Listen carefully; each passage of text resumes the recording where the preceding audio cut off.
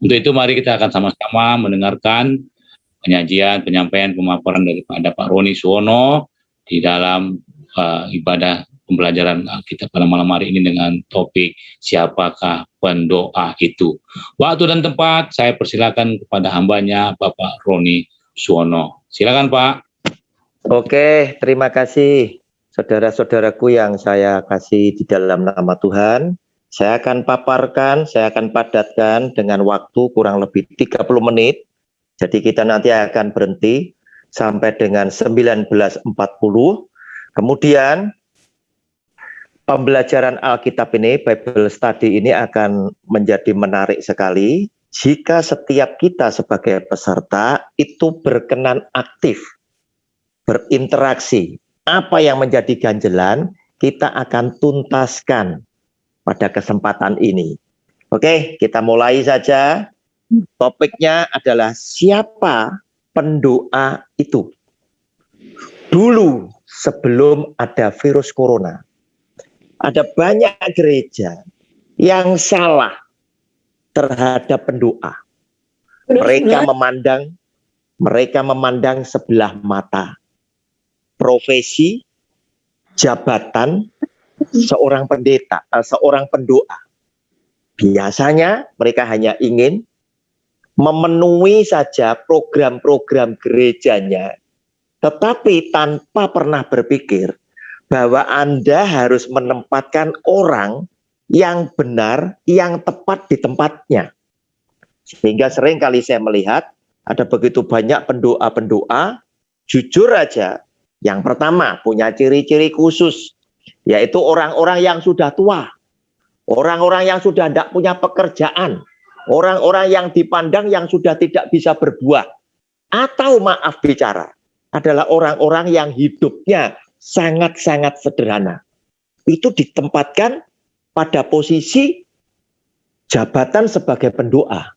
Namun, ketika virus corona ini ada, mendadak pamor pendoa itu langsung meroket, langsung meningkat. Semua ingin jadi pendoa. Untuk itulah saya angkat sebuah tema, siapakah pendoa itu? Kita lihat satu ayat lebih dulu. Dari Yohanes pasal 14 ayat ke-21.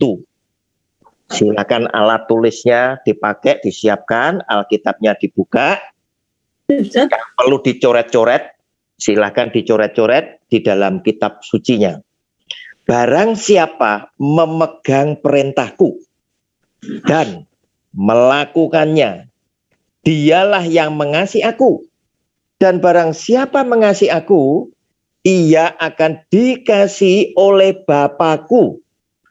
Dan aku pun akan mengasihi dia dan akan menyatakan diriku kepadanya. Yesus yang adalah Tuhan berkata kepada orang ini tadi yang memegang perintahnya dan melakukan, dia akan menyatakan dirinya. Kalimat akan menyatakan diriku kepadanya boleh dioret-oret di bawahnya.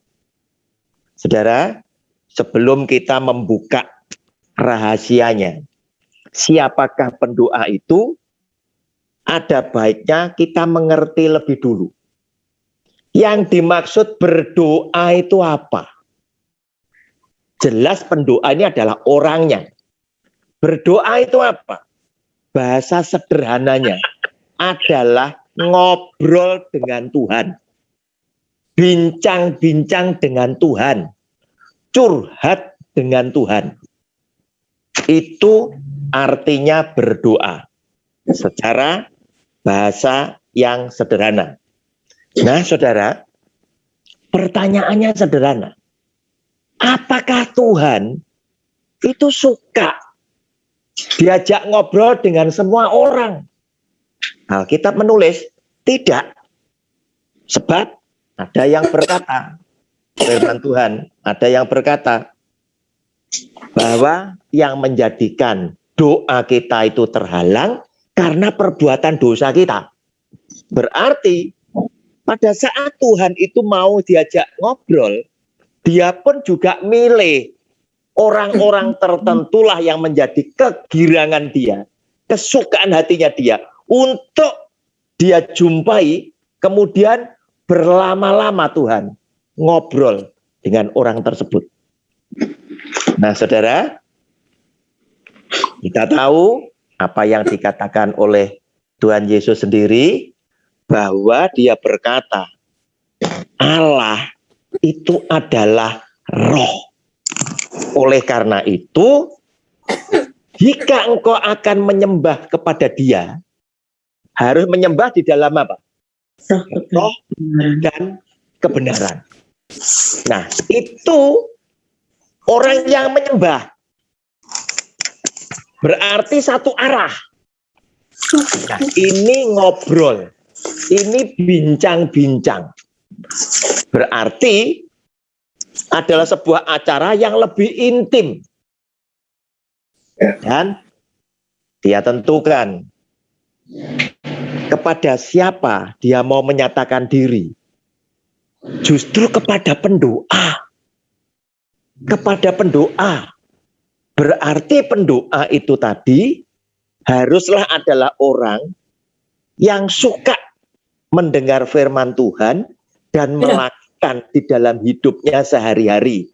Karena itu pendoa akan semakin mengalami Tuhan. Tuhan Yesus bilang, aku akan menyatakan diriku, itu sama dengan saudara dan saya itu mengalami Tuhan, melihat Tuhan. Bukan harus berarti kita melihat Yesus Tuhan secara fisik, bukan. Tetapi ketika kita datang dalam doa dengan kesedihan, dengan masalah kita, ya, katakanlah Bu Vivi Ratu ini tadi, yang dihimpit dengan rasa ketakutan akan mati karena dia kena COVID. Dia hidup dalam kesendiriannya. Sementara Bu Ira sebagai mama tiri yang selalu bisa support, itu tinggal jauh dari dia. Tidak satu rumah. Pada saat dia sesek, tarikan nafasnya, mungkin dia ketakutan. Dia batuk, dia ingat ini gejala-gejala COVID. Memang dia kena COVID. Terus kemudian dia tidak ada siapa-siapa yang kuat untuk membackup dia. Nah, saudara, kemudian setelah dia berdoa, Tuhan menyatakan diri dengan memberikan kesembuhan. Nah, orang-orang yang demikian itulah yang pada waktu itu dia tahu, wah, aku dalam bahaya. Rasanya tidak ada yang bisa menolong aku. Depan, belakang, kiri, kanan, tidak ada yang bisa menolong aku. Tetapi ternyata kemudian Tuhan hadir dengan pertolongannya. Orang ini ditolong, orang ini disembuhkan, sehingga dengan hati yang paling dalam, dengan rohnya, dia menyatakan ucapan terima kasihnya, dan dia berkata, ini Tuhan. Nah, itulah yang dimaksud, aku akan menyatakan diriku kepadamu. Nah, sehingga kita bisa lihat sekarang, siapakah pendoa itu? Pendoa adalah orang yang selalu mengalami Tuhan, yang selalu Tuhan hadir di dalam kehidupannya dia. Tuhan menyatakan dirinya. Tetapi pendoa tidak bisa orang sembarangan. Yaitu harus orang yang memegang perintahku dan melakukan di dalam hidupnya sehari-hari, sehingga pendoa ini adalah pribadi yang Tuhan senang.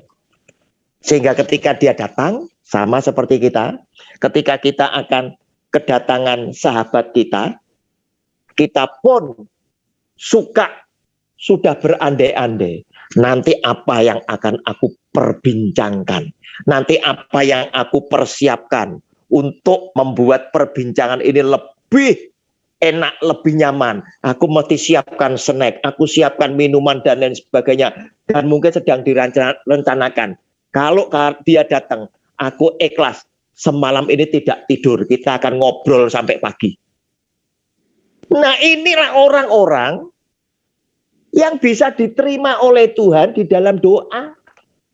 Tidak semua orang berdoa kemudian, oh ini pendoa, ini pasti diterima. Tidak.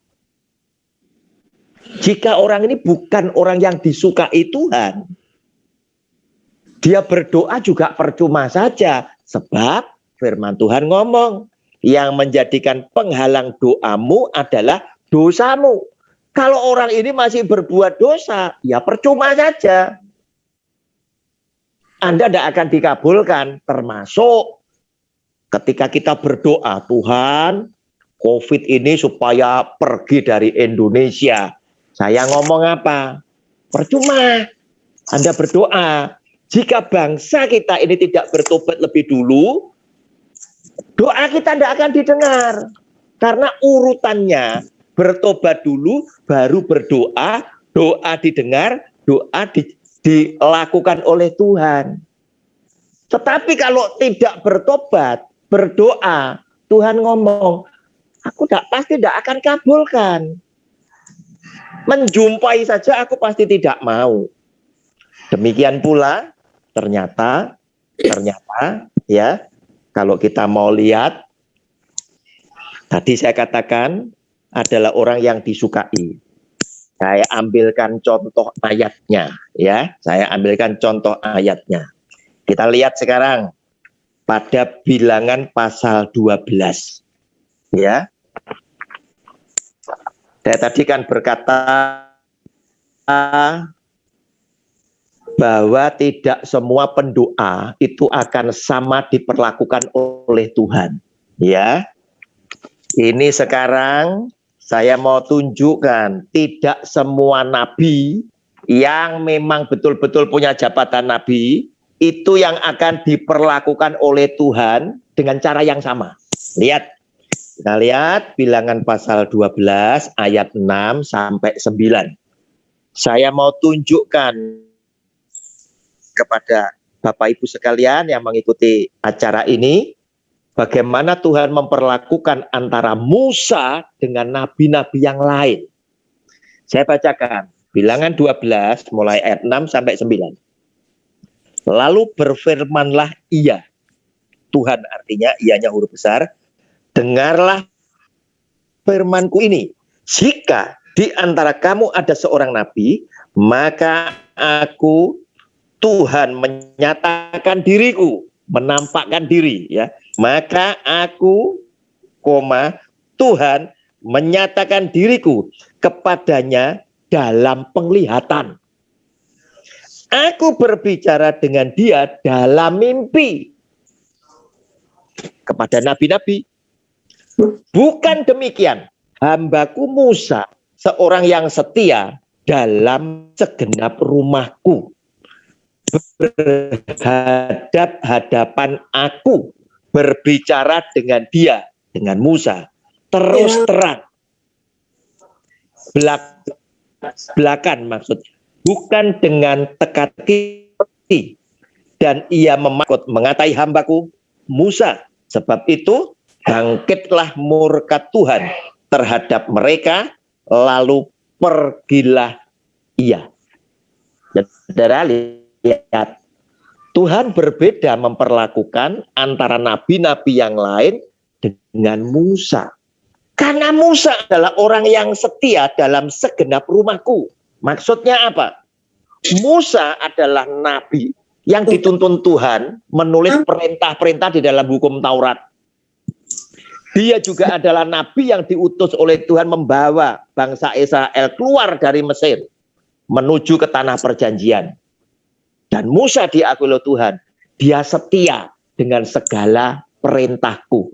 Dengan semua yang sifatnya rohani, Musa itu setia.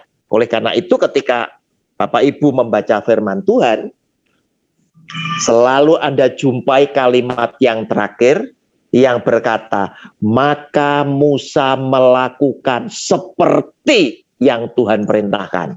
Itu Musa, ya, itu Musa. Nah, saudara, dia berkata, kalau dengan nabi lain, aku tidak temui dia. Aku ngomong dalam mimpi. Sehingga Nabi itu masih mencari-cari apa yang dimaksud. Termasuk hari ini kepada para pendeta tertentu. Padahal pendeta tertentu zaman sekarang ada yang bohong, ada yang jujur. Begitu. Nah, ini dia berkata, mereka hanya mendapatkan penglihatan kalau aku menyatakan diri. Tapi dengan Musa tidak. Aku berkata-kata tidak perlu ditafsirkan. Jelas, terang benderang. Musa berhadapan muka dengan aku.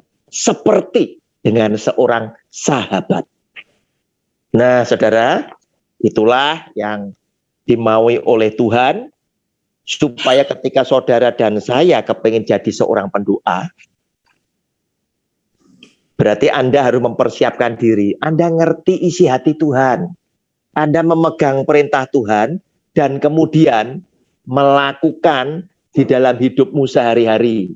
Supaya kita menjadi sahabat Tuhan yang dinantikan kedatangan kita untuk kita ngobrol dengan Dia. Nah, Tuhan pun juga senang kepada Anda dan saya yang hidupnya bijak.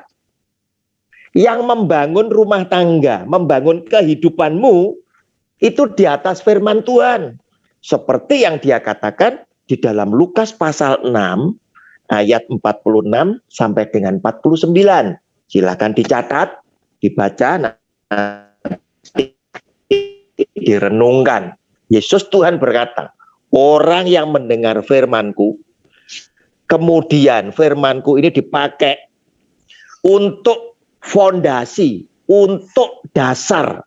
Dia membangun rumahnya, membangun kehidupan keluarganya, rumah tangganya. Di atas firman-Ku, itu sama dengan orang yang bijaksana.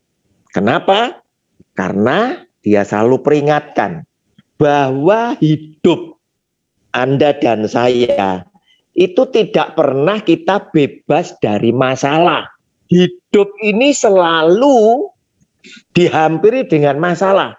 Tetapi kepada orang-orang yang demikian, maka Tuhan berkata, ketika engkau membangun kehidupanmu, kehidupan keluargamu di atas firman-Ku, maka ketika ada masalah yang menerpa kehidupanmu, kamu itu akan tetap teguh, tidak sampai bangunan ini rusak.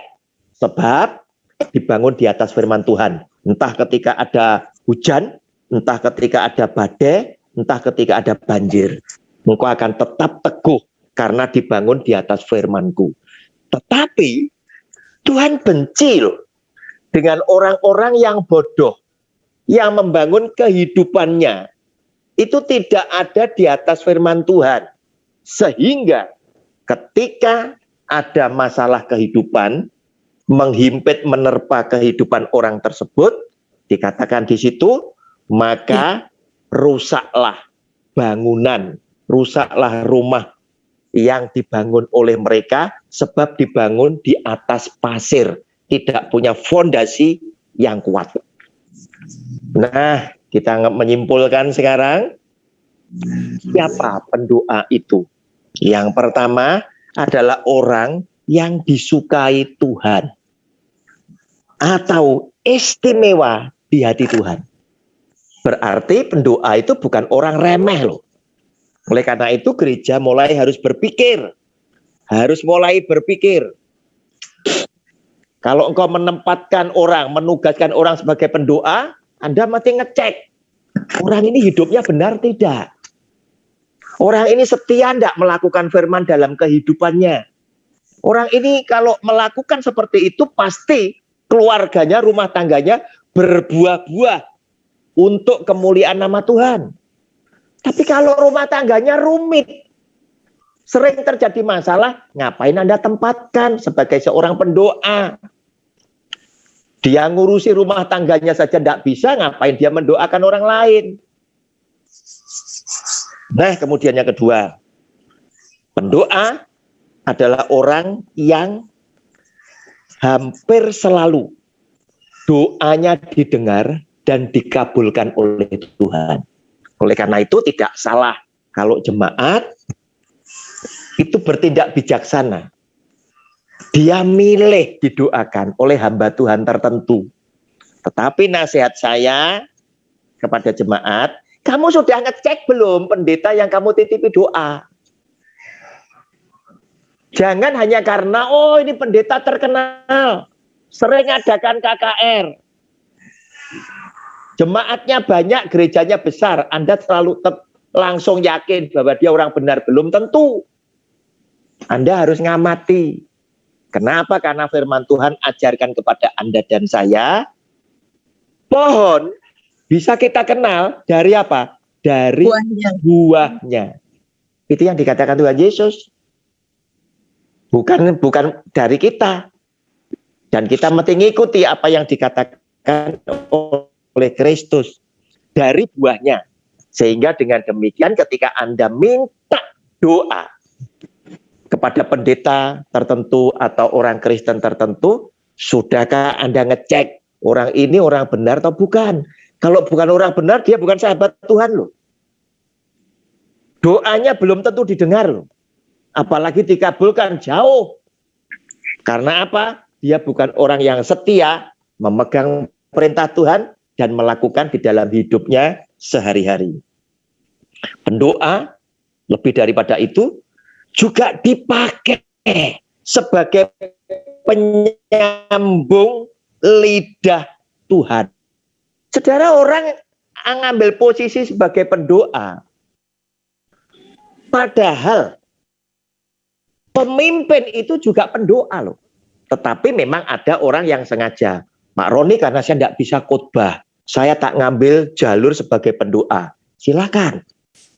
Tetapi buat setiap pemberita firman Tuhan, sekaligus jabatan pendoa melekat di dalam hatimu, di dalam hidupmu melekat. Saya ngambil contoh. Pemimpin itu sekaligus pendoa. Bangsa Israel mendadak teriak sama Musa. Musa, ayo kamu berdoa kepada Tuhan. Ini ular tedung demikian banyak. Banyak yang digigit ular tedung gara-gara apa? Tuhan gregetan. Tuhan jengkel dengan orang, dengan orang Israel. Sehingga Musa datang berdoa kepada Tuhan, minta pengampunan kepada Tuhan, dan ular tedung ini menyingkir. Yang sakit disembuhkan dengan melihat ular tembaga yang didirikan oleh Musa. Ditinggikan. Nah, saudara, berarti apa? Pemimpin sekaligus adalah pendoa. Sebab orang diangkat sebagai pemimpin oleh Tuhan itu karena Tuhan memilih. Tuhan memberikan kepercayaan. Musa, Harun boleh jadi juru bicaramu. Tetapi tongkat ini bukan untuk Harun. Tongkat ini untuk kamu. Artinya, kamu boleh bertindak atas namaku. Karena tongkat ini lambang kekuasaan atas namaku yang aku percayakan kepada engkau. Saudara melihat tidak di kantor polisi? Kepala polisi itu bawa tongkat komando. Lihat dah itu. Atasnya lagi, ya, atasnya lagi. Kapolda bawa tongkat komando. Pangdam bawa tongkat komando. Itu menunjukkan apa? Pemimpinnya ini loh. Yang diberi kepercayaan oleh Bapak Presiden itu ini loh. Yang diberi kepercayaan oleh Tuhan itu adalah Musa, bukan Harun. Tetapi Harun boleh melengkapi. Karena Musa berkata, Tuhan, aku tidak pandai berbicara. Oh, ada kakakmu Harun, suruh ngomong. Suruh ngomong, tetapi tongkat ini untuk kamu. Yang terakhir, seorang pendoa adalah orang yang paham dengan isi hati Tuhan. Sebab dia, pendoa itu tadi, mengenal Tuhan dengan dalam. Saudara, saya masih melihat banyak pendoa di Indonesia yang oleh karena orang Kristen selalu diajar dengan kasih, selalu ingin berdoa yang baik-baik terus. Seakan-akan kalau berdoa yang kurang bagus, takut orang berkata, kenapa sih kamu tidak memberkati? Kenapa sih kamu menghakimi? Saudara, pendoa yang handal adalah pendoa yang ngerti isi hati Tuhan. Dia tidak gampang berdoa untuk hal-hal tertentu. Oleh karena itu, saya tidak katakan saya hebat, tidak. Ya, tetapi seperti yang Anda pernah dengar ketika saya berdoa untuk bangsa ini. Saya mintakan ampun bangsa Indonesia karena saya tinggal di dalamnya. Tetapi saya katakan kepada Tuhan, Tuhan, tetapi jujur ketika saya mintakan ampun bangsa ini Tuhan, secara pribadi saya malu.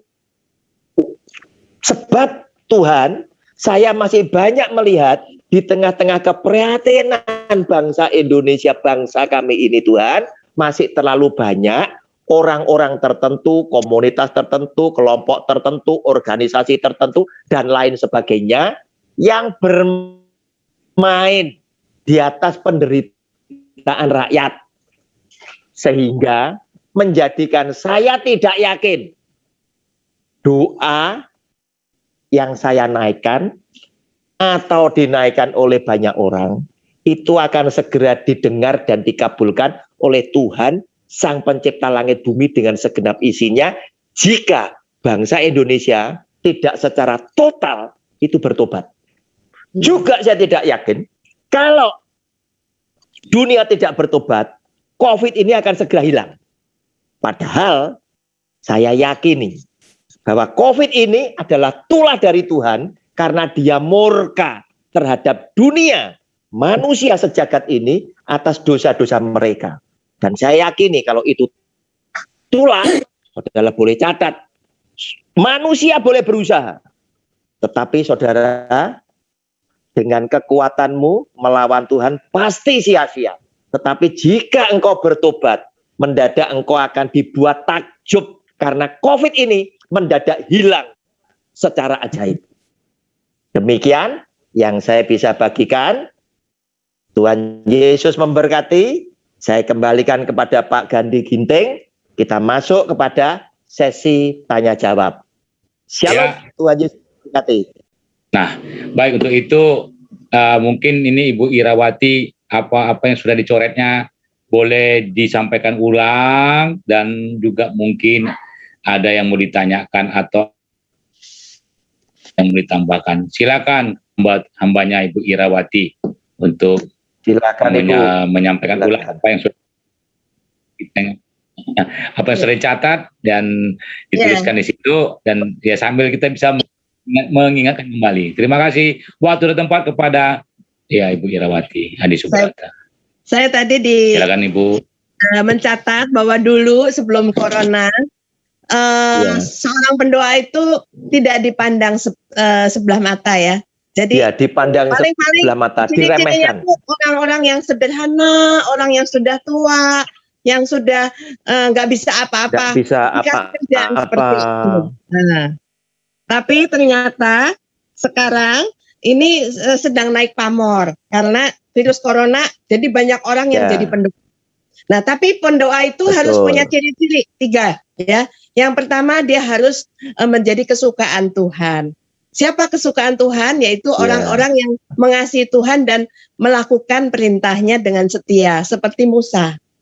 Musa itu apa-apa yang dikasih tahu sama dia dilakukan dengan setia. Makanya Musa itu bisa berhadapan muka dengan Tuhan, bisa berbincang-bincang dengan akrab, sehingga tidak ada rahasia di antara Tuhan. Kalau Tuhan mau melakukan apa, dia ngomong sama Musa. Tapi kalau nabi-nabi yang biasa, Tuhan hanya berbicara lewat mimpi, penglihatan, lewat penglihatan seperti itu. Jadi mereka masih harus nebak-nebak sendiri, ini maksudnya apa ya Tuhan. Nah, yang kedua, pendoa itu adalah di dalam ciri-ciri yang kedua adalah pendoa adalah orang yang hampir selalu doanya didengarkan dan dijawab oleh Ya. Tuhan. Ya, ya.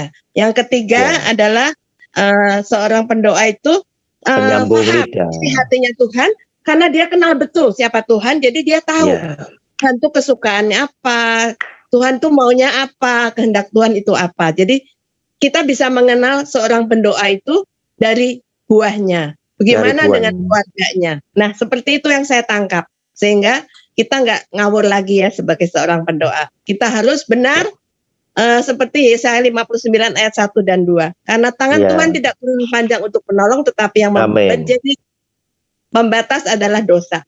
Supaya Dosa. Tuhan tidak memalingkan muka gini loh. Kalau dipanggil dia bilang, oh anakku gitu. Terima kasih, Iya. Tuhan memberkati.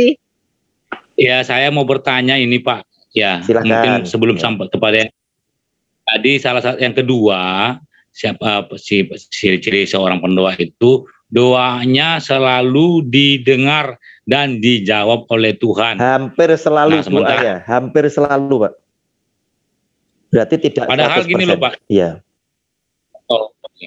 Iya, maksud saya seperti itu. Karena saya dengarkan juga ada penyampaian Bible study tentang doa itu, bahwa kalau kita berdoa ya 3 jawabannya, dijawab Tuhan, tidak dijawab, dan disuruh menunggu. Jadi Iya. bagaimana itu kan bisa waktu setahun, 2 tahun, 5 tahun, Iya. 10 tahun. Nah, apakah waktu penantian itu yang begitu lama itu termasuk juga selalu atau dijawab oleh Tuhan? Itu pertanyaan saya, Pak. Coba Pak Gandhi diulang lagi, tadi ada yang putus-putus, Pak. Coba, Pak. Iya. Iya. Ciri pendoa yang kedua Iya. yang Bapak pada malam hari ini, Hampir selalu doanya didengar dan dikabulkan. Iya. selalu dengar. Berarti itu kalau kata selalu, berarti bisa jadi itu 80% ke atas. Betul. Hampir selalu. Ya, betul. Hampir selalu. Padahal kalau ada pernah juga ada juga pernah disampaikan, atau di dalam Alkitab juga bisa juga ada cerita tentang seperti wanita lah yang kita bilang yang sudah 12 tahun. 12 tahun bisa dikatakan doanya baru dijawab. Nah, jadi bagaimana kira-kira kita bisa mengkaitkan antara waktu sampai doa kita dijawab Tuhan, sehingga itu bisa dapat dikategorikan doa yang selalu didengar dan dijawab. Saya kira itu. Oh, iya. Oke, Pak Gandhi. Saya tadi katakan bahwa pendoa yang menjadi sahabat Tuhan, ya, doanya itu hampir ya selalu didengar dan dikabulkan oleh Tuhan. Ya. Nah, ketika kita bicara tentang pendoa, ya pendoa itu pasti bukanlah orang yang tadi sedang berdoa tadi. Perempuan yang kena pendarahan, mungkin dia bisa saja minta doa kepada pendoa, ya, atau dia bisa saja berdoa secara pribadi. Nah, kenapa saya katakan seperti itu? Karena saya merujuk kepada Yesus yang adalah Tuhan, ya, Yesus yang adalah Tuhan. Lihat ketika dia ini juga pendoa, ya. Ketika dia itu datang mengunjungi Lazarus yang sudah mati selama 4 hari, ya, yang sudah mati selama 4 hari. Apa yang diungkapkan oleh dia di sana? Ternyata dia berkata, Tuhan, Bapak, Engkau ini selalu mendengar doaku, selalu malahan, ya. Tetapi kita pasti bukan orang yang punya level seperti Tuhan Yesus. Nah, terus kemudian dia berkata, Tuhan, demi orang-orang yang melihat saat ini, sepertinya dia menjadi tontonan. Apakah betul dia adalah Mesias anak Allah? Apa yang dia mau lakukan? Sementara waktu mereka tahu Lazarus sudah di dalam kubur dan matinya sudah 4 hari. Bahkan Maria dan Marta berkata, Tuhan, jangan dibuka. Sudah bau, Tuhan. Nah, itu ya, itu Anda bisa lihat pada Yohanes pasal 11 ya, mulai ayat 39 sampai 44, silakan dicatat, nanti boleh dibaca supaya kita bisa efisien dengan kita punya waktu. Nah, ternyata ketika jadi tontonan itu pun Yesus Tuhan masih berdoa, minta Bapaknya belain dia, karena apa? Ini orang banyak, aku jadi tontonan. Sedangkan mereka taunya aku adalah Mesias anak Allah. Tetapi kasus ini di otak banyak penonton, itu pasti tidak masuk akal. Lazarus sudah mati 4 hari, sudah bau, tubuhnya mulai membusuk, dan Lazarus ada di dalam kubur. Otomatis mereka-mereka yang menonton juga ingin tahu apa yang bisa dibuat oleh seorang Yesus dari Nazaret yang banyak orang berkata dia adalah Mesias anak Allah. Nah, dalam kondisi yang mustahil itu pun, karena Yesus selalu berkata, apa yang tak lakukan bukan dari aku sendiri, tetapi dari Dia yang memerintahkan aku. Apa yang tak ajarkan bukan dari aku, tetapi dari Bapa yang memerintahkan kepadaku. Dia kembali ke sana. Dan kita melihat pengabulan doa itu terjadi. Termasuk Elia. Ketika Elia harus bertanding dengan nabi-nabi Baal. Dalam kondisi yang kritis seperti itulah, Tuhan sering menghadirkan pembelaannya, menyatakan dirinya. Juga pernah saya alami, saya jadi Elia dalam skala kecil. Suatu hari ada seseorang yang kerasuk setan, istrinya, dari suaminya, karena suaminya habis mancing dapat ikan lele 3 ekor. Ikan lele diserahkan kepada istrinya untuk dimasak. Yang satu loncat hilang, sisa 2. Dia goreng, dia cari anaknya yang masih kecil-kecil. Anaknya dipanggil, suruh pulang. Ibu ini kembali ke rumah. Ibu ini melihat ada orang besar sekali menghalangi pintu rumahnya. Kemudian waktu ibu ini datang, orang ini masuk ke belakang. Dikejar sama ibu ini. Siapa ini? Orang ini hilang, di dekat kamar mandi hilang. Tidak lama ibu ini pingsan, matanya terbalik, tinggal warna putihnya saja. Dia langsung berkata, lelene balekno. Artinya, kembalikan ikan lele tadi. Itu ngomong gitu terus. Jumat dia kerasuk iblis, dipanggilkan banyak orang pinter dan lain sebagainya, mantan kepala desa, dihadirkan kuda lumping, diupacarai. Orang ini tidak bisa sembuh.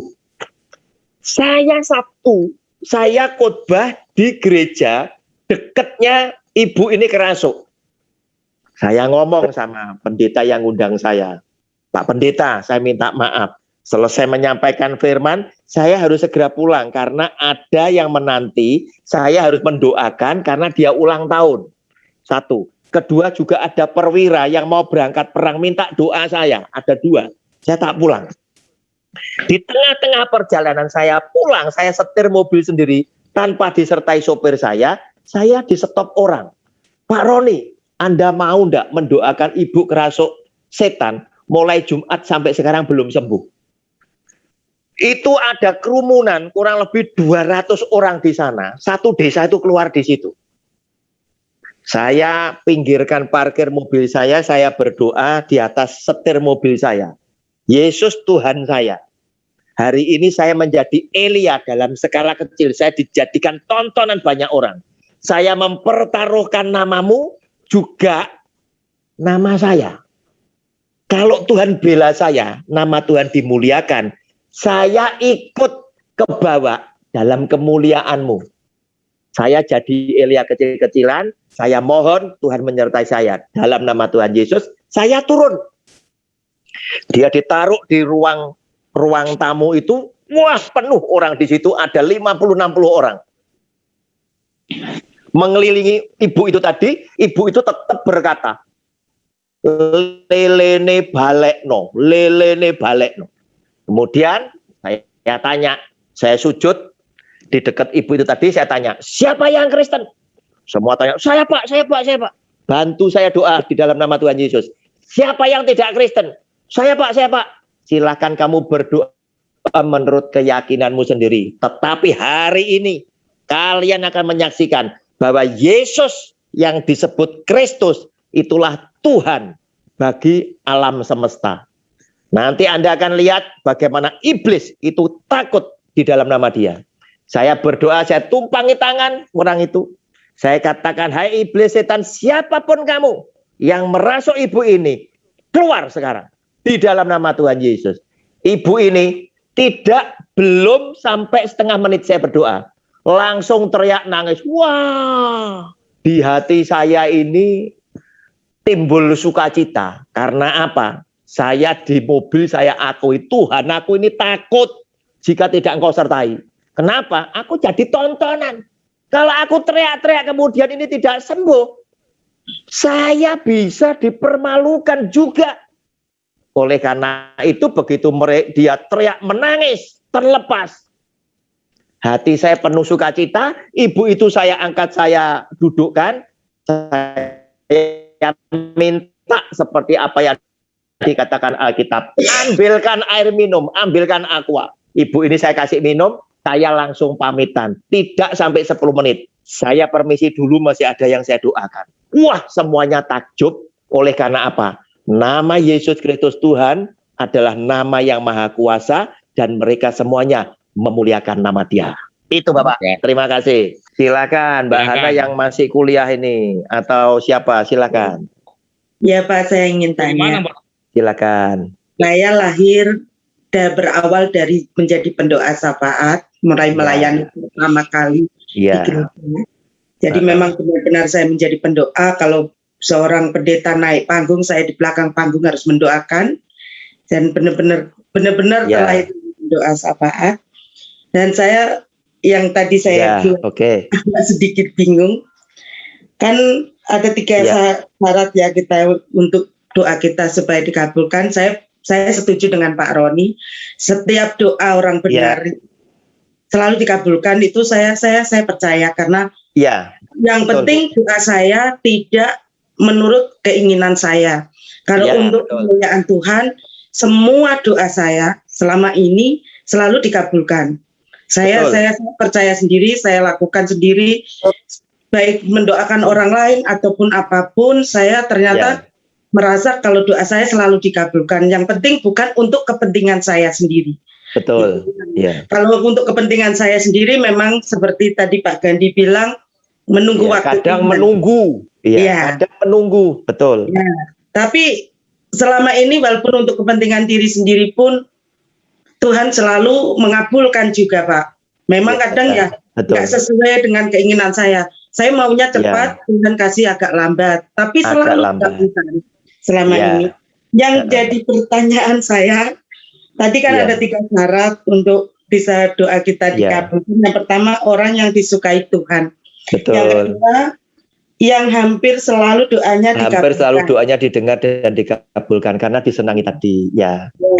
Yang terus ketiga menjadi penyambung lidah. Penyambung lidah Tuhan. Yang ketiga kan orang yang paham oleh isi hati Tuhan. Isi hati Tuhan. Nah, ini yang menjadi pertanyaan saya. Saya terus terang dari tadi menyimak tapi belum mengerti. Terus terang aja. Tolong dijelaskan pada saya. Yang dimaksud, apa yang dimaksud orang yang mengerti akan isi hati Tuhan? Isi hati Tuhan yang pertama ada di mana? Ada di Alkitab ini. Berarti tidak bisa orang jadi pendoa tanpa mengetahui isi Alkitab. Amin. Di Alkitab ini kan banyak diceritakan bagaimana Tuhan berpikir, bagaimana Tuhan berfirman, bagaimana Tuhan bersikap. Itu isi hati Tuhan. Nah, yang saya maksud, saya memudahkan. Karena Mbak Hana ini kan juga dari Jawa kan ya. Yang dimaksud isi hati Tuhan itu saya mengandekan. Kalau kita anak, Tuhan Bapak. Mbak Hana itu punya papa sama mama. Ya. Kadang papa mama memperlakukan anak yang lebih dari satu itu beda-beda. Betul ya, beda-beda. Sehingga saya berkata, Bapak Ibu, Anda mencintai anak Anda, amin. Tetapi Anda tidak bisa mencintai dengan rata. Itu Alkitabiah. Loh kok bisa Pak Roni? Iya. Lihat, Yesus adalah Tuhan. Muridnya 12. Tetapi dikatakan, murid yang paling dikasihi siapa? Yohanes. Ngapain tidak bisa rata? Sebab yang satu ini punya nilai plus dibandingkan yang lain. Apa nilai plusnya Yohanes? Adalah Yohanes ini mewarisi satu sifat yang hampir sama dengan Kristus, yaitu di bidang kasih. Oleh karena itu kalau Anda buka Injil Yohanes, 1 Yohanes, 2 Yohanes, Anda akan banyak baca tentang kasih di situ. Dan kalau Anda menjadi bicara firman Tuhan, Anda mesti harus hafal. Ciri-ciri kitab ini apa? Oh, bicara ini, oh kira-kira di sini, gitu loh. Nyarinya lebih gampang, gitu. Ada kotak-kotaknya, ya. Nah, yang dimaksud apa toh? Kok anak ini punya plus, gitu loh. Karena apa? Dia bisa saja punya sesuatu sehingga bapak itu menaruh kadar cinta lebih gara-gara anak ini suka menyenangkan hati bapaknya. Sehingga anak-anak ini pun tahu bahasa Jawanya, Mbak. Roh aten-atenane bapake. Dan seringkali anak-anak yang lebih dari satu, misal minta izin harus ketemu bapak. Anak yang rukun ngomong, Dek, sampeyane dek, sing ngomong sampai bapak. Nek sampean sing ngomong mesti diyani. Paham ya? Ya, sudah mulai nangkep? Ya, sudah mulai nangkep ya? Ya. Nah, gimana kenapa kok si adik bungsu ini lebih suka dikabulkan permohonannya kepada papanya untuk saudara-saudaranya juga? Gara-gara apa? Bapaknya itu ngomong dalam hati, nek yang bungsu ini tadi yang minta, aku ndak iso nolak. Paham ya? Nah, silakan Anda cari bagaimana supaya Yesus Tuhan itu sering mengabulkan Anda. Berarti Anda harus menjadi orang yang sangat-sangat menyenangkan hati dia. Apa yang menjadi kesukaan Tuhan, Anda ada di dalam situ. Papanya datang, naik mobil, tin, pagar masih ditutup. Anak lebih dari satu, semua menyapa, halo Pak, dari lantai 2. Tetapi yang sulung, atau yang nomor 2, atau yang nomor 3, yang paling kecil, itu datang, membukakan pintu. Mobilnya papanya masuk, tasnya dibawakan. Kira-kira mana yang lebih mengena di hati papanya? Yang sulung. Nah, oleh karena itu, Ibu, ya, Anda mesti lakukan itu. Saya lebih suka menyatakan diri saya bukan hamba Tuhan, tetapi saya adalah anak Tuhan yang Tuhan berkenan pakai saya. Amin. Tetapi karena saya anak, saya harus plus. Pertama, ibadah saya tidak boleh telat. Kalau pendeta telat biasa itu kan hambanya bapak saya. Hamba itu ada baik, ada yang nakal.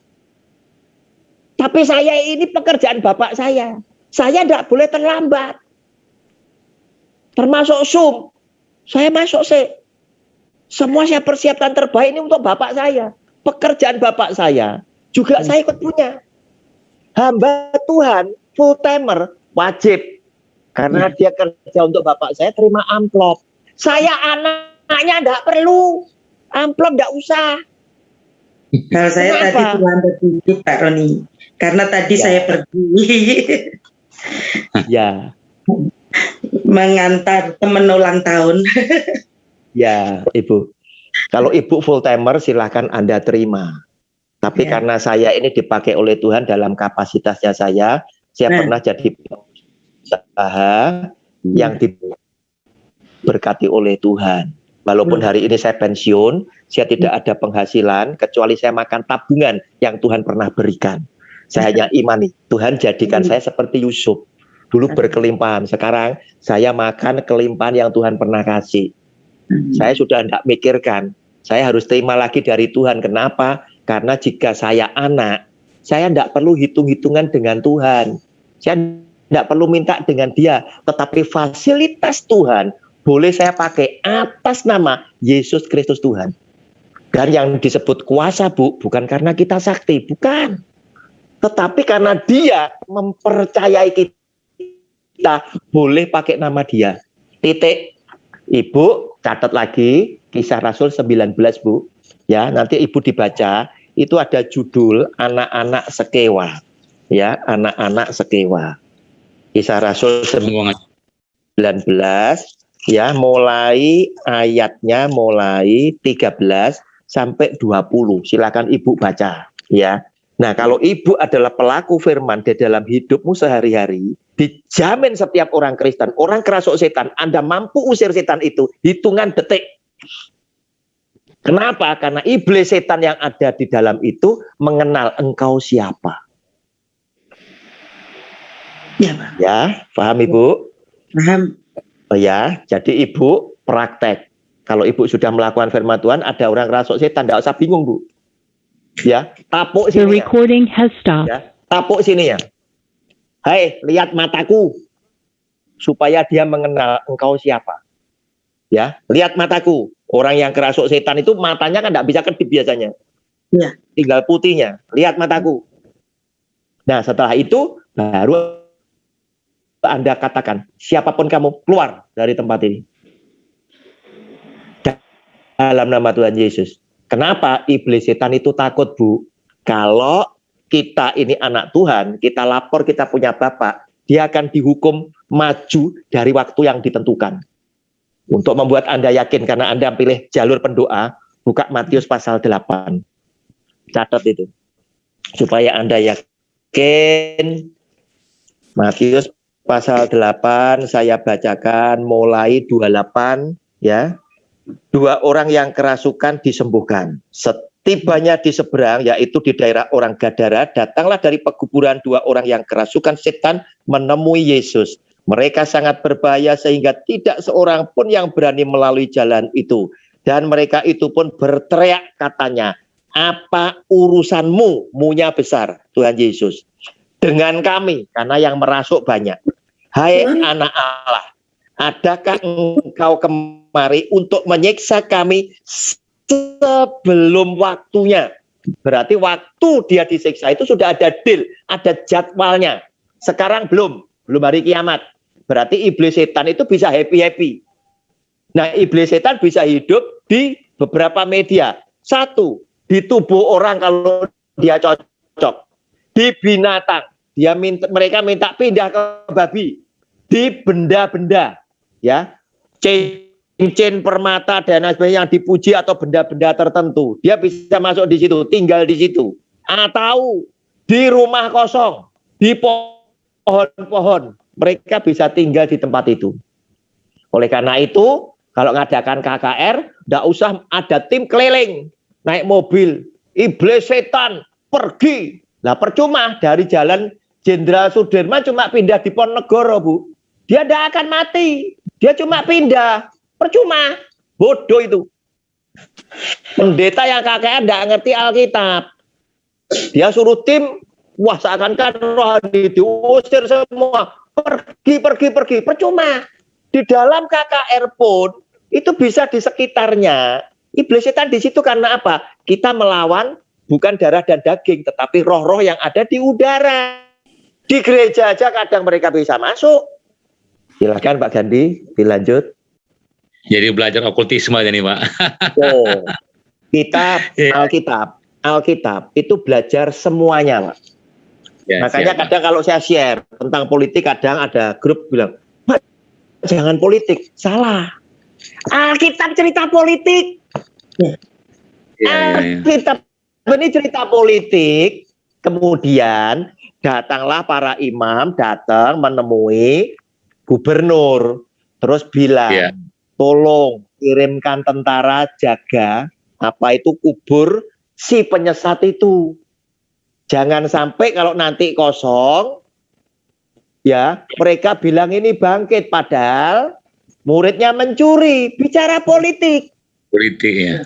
Nah, makanya sebetulnya berita apapun kita tidak masalah. Justru karena politik ini tadi yang jahat, kemudian kita doa, Tuhan, ada niatan buruk ini Tuhan. Nah, kita mampu berdoa. Nah, pendoa itu adalah orang yang bisa masuk ke dalam semua persoalan hidup. Pendoa itu hebat. Makanya saya dulu ngomong, aduh gereja salah. Memandang remeh kepada pendoa. Diberikanlah kepada orang yang tua, sudah tidak bisa berbuat apa-apa, tidak bisa bekerja, tidak pernah. Dan yang sedihnya lagi, selalu orang-orang yang hidupnya tidak berpenghasilan. Biasa gitu. Itu untuk melengkapi. Oh, tim doa ada. Loh, pendoa itu harus yang dekat sama Tuhan. Yang muda pun bisa. Kan begitu. Ya. Ya, silakan Pak Andi. Ada yang lain mungkin yang mau bertanya. Monggo, silakan Pak Andi. Pak Andi ini salah satu pejabatnya Full Gospel Pak, Surabaya. Memang kalau yang ketiga tadi poinnya itu mengenal hati Bapak. Saya pikir Pak harus bisa juga dua arah itu Pak ya. Kita mengenal hati Bapak. Pasti Pak. Pasti dua arah Pak. Tuhan ini berkata apa? Kalau kamu dekat sama aku dekat sama kamu. Ada efek timbal balik. Tetapi ketika engkau jauh, aku tetap dekat. Nah ini Tuhannya kita tuh luar biasa. Aku dekat-dekat. Baiklah kalau satu Pak yang mau juga tadi menanggapi Hana bahwa kalau itu pendoa itu dia pemain belakang ya Pak ya. Dia selalu dikatakan di belakang layar yang tidak terlihat. Kalau pendeta atau pengkhotbah kan dia terlihat. Ya Pak Andi, kami lanjut Pak Andi. Jadi kalau pendoa itu dia dikatakan, kenapa dikatakan dia selalu berada di belakang layar gitu. Apakah itu bisa dikatakan seperti itu atau kalau bisa itu kenapa gitu kira-kira? Silakan Pak Roni. Iya. Sesungguhnya pendoa itu tidak selalu orang di belakang layar. Kenapa? Karena ketika orang datang kepada dia mohon dukungan doa, seorang pendoa itu harus konselor. Dia memberikan konsultasi. Bagaimana? Dia hanya cuma, oh ya saya doakan. Loh ini orang ini perlu dinasehati dengan firman kok. Kalau kamu belum bertobat, doamu pasti tidak akan dikabulkan. Walaupun saya yang mendoakan. Paham ya? Nah, gereja salah lagi. Ya sudah kamu berdoa ketika saya khotbah. Ya supaya Tuhan dimuliakan, ibadah supaya gini, wah di belakang layar semua, keliru. Pendoa itu mesti ngerti Alkitab untuk ngerti isi hati Tuhan. Pendoa itu mesti bisa menasehati firman Tuhan. Kamu bertobat dulu, ya kamu jangan selingkuh, kamu jangan itu. Bukan cuma terima order. Oh doakan ini, oh ya tulis di situ nanti tulis saya bawa sini saya doakan. Bukan itu. Kebanyakan seperti itu ya. Iya betul. Nah itu kan salah, praktek-praktek yang salah. Jadi saya itu kadang ya gimana ya? Karena jemaatnya juga percaya sih, jemaatnya suka, gitu loh. Nah, apa yang membuat jemaat percaya dan tertarik? Yang pertama, jemaat ngelihat pendeta ini punya gedung yang megah, sound systemnya bagus, jemaatnya banyak, terus keluarganya pendeta kaya. Kemudian mereka percaya. Saya tidak ke situ. Kalau ada pendeta kaya bukan karena dia diwarisi oleh papanya, saya sudah pasti tidak percaya. Kalau dia adalah hamba Kristus, dia pasti hamba uang. Kenapa? Karena Yesus yang adalah Tuhan itu kan jadi panutan kita. Kita disebut Kristen, disebut Katolik itu karena gaya hidup kita seperti Kristus. Yesus yang adalah Tuhan yang maha kaya, Allah maha kaya, datang di dunia tidak memberikan teladan engkau harus kaya. Tetapi engkau harus kaya dengan kasih, bukan dengan jasmani. Karena itu dia berkata, burung punya sarang, serigala punya liang, tetapi aku, anak manusia, untuk meletakkan kepala aja aku tidak ada tempat. Dia ngajarkan kepada Anda dan saya doa Bapak kami apa? Berikanlah hari ini makanan kami yang secukupnya. Nah, bukan untuk anak cucu, tidak loh. Secukupnya, ukuran perut. Dan Yesus Tuhan menasihati, kamu tidak bisa loh setia kepada dua-duanya, kepada aku dan kepada Mamon. Kamu mesti milih salah satu. Kalau kamu setia kepada aku, kamu bermusuhan dengan Mamon. Tapi kalau kamu setia dengan Mamon, kamu bermusuhan dengan aku. Coba lihat pemberita firman Tuhan dalam Alkitab, itu ada nabi, ada rasul, ada Tuhan Yesus. Mana di dalam Alkitab yang mereka menunjukkan bahwa ternyata Rasul Paulus punya unta 1000 ekor, punya keledai sekian, domba sekian, mana ada? Mereka semuanya hidup di dalam kesederhanaannya. Oleh karena itu mereka bayar harga, maka mereka punya kuasa dari Allah, dari tempat maha tinggi yang menyertai dia. Sebab firman Tuhan itu menyatakan justru dalam kelemahanmu lah kuasaku menjadi sempurna. Kalau kamu lemah dengan jasmani, rohani pasti kuat. Tapi kalau kamu kuat di bidang jasmani, duit banyak ini nih, rohani pasti lemah. Rohani pasti lemah. Oleh karena itu mukjizat seringkali terjadi pada masyarakat yang hidupnya di bawah garis kemiskinan. Sebab dia akan ngomong, Tuhan, dokter, aku tidak tahu mana yang bagus. Duit ke dokter, aku tidak ada. Aku cuma pasrah kepada engkau. Titik. Ya. Betul? Betul, Pak. Silakan Pak Gandhi. Nah, kalau betul Pak Gandhi jangan ke sana loh ya, jangan ke sana. Kalau Anda ke sana saya akan teriak bertobat loh. Ya, jangan ke sana, Pak. Kita nanti ketemu sama Tuhan dan Tuhan ngomong, apapun harta benda yang kamu bisa kumpulkan di bawah, tidak bisa kamu bawa pulang ke atas. Iya. Tidak bisa. Tetap milik punya Tuhan. Punya sertifikat 1 brankas. Tetap tinggal di bumi dan Tuhan tidak sayang. Suatu hari kelak baca di kitab Wahyu. Langit dan bumi kemana? Lenyap. Loh, sertifikatnya gimana? Tidak perlu sertifikat. Nah, tapi orang kan senang mengumpulkan.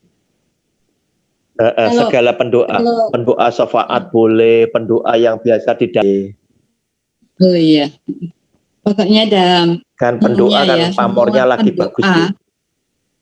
Ya, semua ya dalam pendoa ini kita memang benar-benar kita harus sungguh-sungguh karena kita ini menghadap Tuhan yang Maha Kuasa, ya. Jadi Sang Pencipta dan kita minta betul-betul pada Dia. Jadi kita harus melakukan apa yang Dia perintahkan. Ya, seperti kita menghadap Dia dengan hati yang bersih, kita harus mengampuni dulu orang yang bersalah pada kami, mungkin yang juga kita yang menyakiti ya enggak tahu, kita kan enggak tahu bahwa kita yang menyakiti dia, tapi kita merasa sakit gitu ya. Tapi yang penting kita mengampuni dulu, membereskan semuanya dulu, ya. Jadi kita bisa diterima.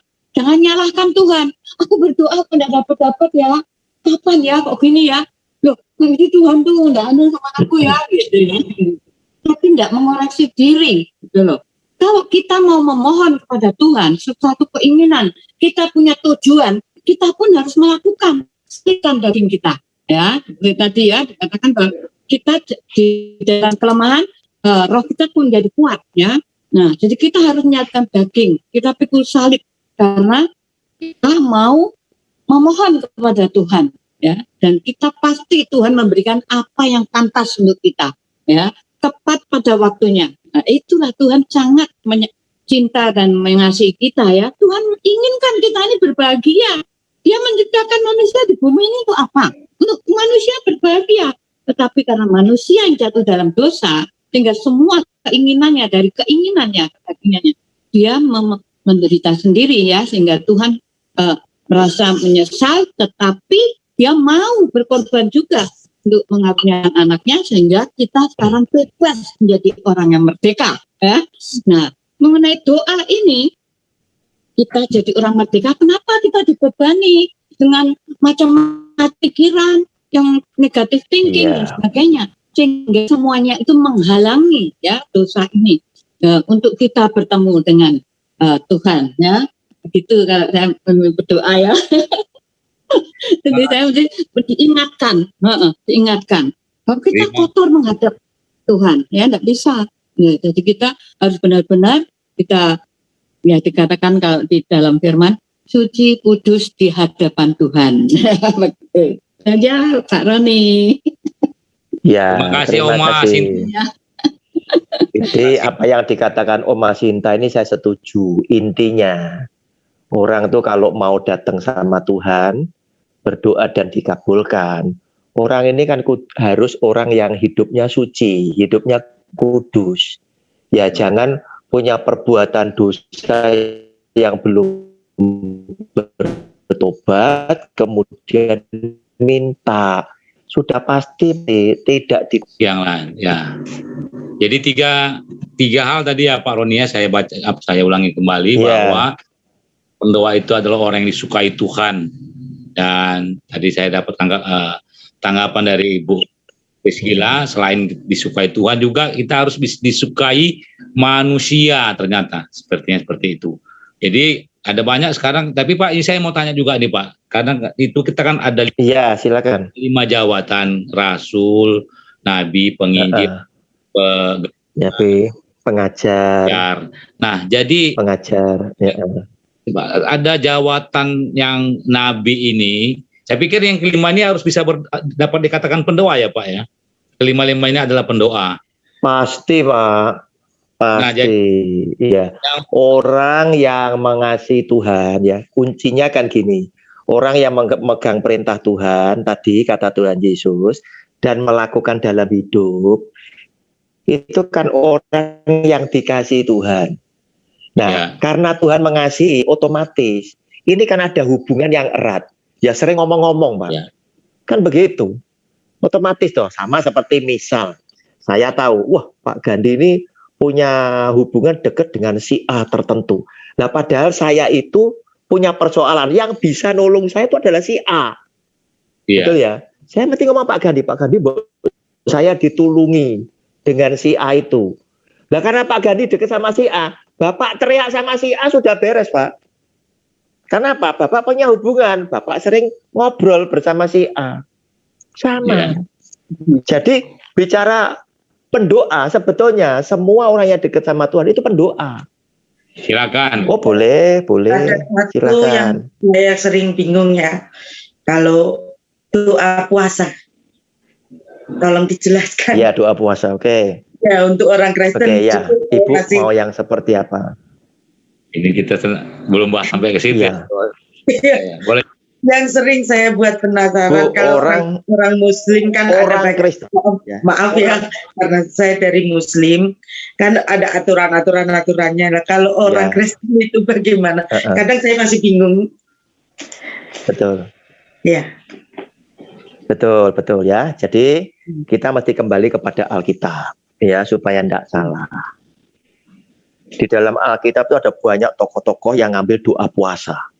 Seperti Esther itu 3 hari 3 malam tidak makan, tidak minum. Karena kasusnya begitu besar. Terus kemudian Tuhan Yesus juga memberikan teladan. Dia puasa 40 hari 40 malam, tidak makan, tidak minum. Musa juga sama, naik ke gunung, bawa 2 loh batu yang nanti akan ditulis dengan jari Tuhan sendiri. Itu juga 40 hari 40 malam. Artinya sebenarnya puasa itu punya nilai yang penting.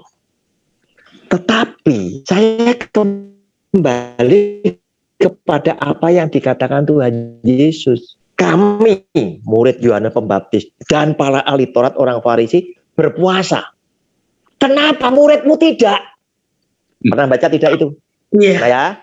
Nah ya, pelajari lagi ya. Nanti Anda cari ya, itu baca lagi. Tuhan Yesus ngomong sederhana. Bagaimana mungkin sahabat mempelai, sahabatku, itu ketika aku ada di tengah-tengah mereka akan bersedih? Kan tidak. Ngapain puasa? Aku ada di sekitarnya dia kok. Ada bersama dia, tidak perlu puasa. Sebab apa? Segala persoalan beres karena ada aku. Paham ya? Tetapi ada waktunya ketika aku nanti ditangkap. Mereka seperti anak ayam kehilangan induknya. Mereka akan puasa. Artinya gereja ini salah lagi. Buat program. Oh, ini doa puasa. Ngapain? Kalau kamu tidak punya masalah, nggak usah puasa. Sakit mah. Ya, tapi kalau kamu punya masalah yang serius, bolehlah kamu ambil doa puasa. Tuhan, aku punya masalah. Tetapi firman Tuhan menganjurkan, ketika Anda puasa, Anda harus mengkhususkan hari puasamu itu tanpa kegiatan yang jasmani. Ya, jangan puasa, kemudian tetap bekerja dan lain sebagainya. Itu diet, menguruskan badan. Ya, kalau Anda puasa, Anda mengurung diri, mendekatkan diri, baca Alkitab, penuhi dengan doa, ya, ngomong sama Tuhan. Karena masalah ini serius, anakku mau daftar ke sana Tuhan, universitas ini terkenal sulit, yang gitu ya. Apalagi untuk orang Kristen, sumbangannya besar, sedangkan aku tidak punya semuanya ini. Ya, aku hanya mempertaruhkan harapanku kepada pertolonganmu. Cerita, jangan ngeloyor. Ya, nah itu mendekatkan diri baru ada artinya. Tetapi Tuhan sebetulnya ingin menyampaikan kepada Anda dan saya, puasa itu sebetulnya juga sarana Tuhan melatih Anda dan saya. Iya. Sama seperti anak kecil. Ngomong sama papanya, "Pak, aku ingin bisa berenang." Loh, jangan, kamu belum bisa. Ya sudah, disewakan ban, pelampung. Dia berenang pakai pelampung. Wah, dia bisa kemana ke sana, seneng. Setelah dia keluar dari air, dia ngomong sama papanya, "Pak, 17 Agustus aku akan ikut bertanding renang." Papanya kaget. Loh, kamu tidak bisa berenang. Kamu tadi bisa berenang gara-gara pelampung itu tadi. Papa kepengen kamu bisa berenang tanpa pelampung. Artinya, Anda puasa itu sebetulnya dilatih oleh Tuhan. Supaya ketika Anda berpuasa, menahan lapar, menahan haus, Anda itu tahu bahwa hari itu Anda harus berlaku sangat-sangat baik, sangat-sangat benar dalam kehidupan. Tetapi Tuhan lebih senang ketika engkau tidak berpuasa, engkau tetap bisa melakukan yang benar. Gitu loh. Paham ya? Ya. Paham ya, Bu ya? Iya, paham. Ya? Paham ya? Ayatnya ada, Pak Roni, dicatat di situ. Yesaya 58. Silakan Anda baca mulai ayat 1 sampai habis, tetapi perhatikan ayat 6 sampai 9. Ya, baca itu. Saya sampaikan, saya ini anak Tuhan yang tidak bisa puasa karena apa? Saya sakit emah. Terus kemudian saya ditanya sama jemaat, "Pak Roni, puasa Anda gimana?" Puasa saya itu Yesaya 58. Apa itu? Saya makan sak kenyangnya, tetapi puasa saya adalah melakukan firman Tuhan dan pekerjaan Tuhan. Karena apa? Ending daripada Tuhan ingin kamu walaupun tidak puasa, tetapi kamu cakap melakukan firman-Ku. Nanti dibaca itu. Percuma, hari ini puasa, besok berselisih, bertengkar lagi, berantem dengan sesama yang lain. Percuma. Bisanya baik dan benar ketika puasa. Percuma. Ya, paham ya? Silakan ada yang lain. Alkitab menjawab segala persoalan. Ya, oke, terima kasih Pak Roni. Ana, itu memang mengenai 2 puasa itu harus kita bahas Terima dalam kasih. satu sesi tersendiri. Ini kita tadi topiknya siapakah doa, dan kita pada malam hari. Dan yang terakhir, bahwa seorang pendoa itu adalah mengenal hati Bapa.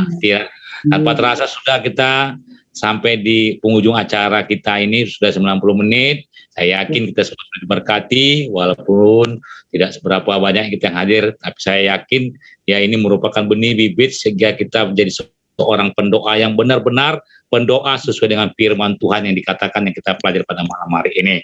Karena itu mungkin kalau tidak ada yang lain bisa diakhiri, saya ingin sampaikan karena biasanya judul berseri saya ini tergantung dengan interaksi kita, ya. Berarti Pak Ginting, Pak Gandhi, untuk Jumat judulnya adalah doa puasa.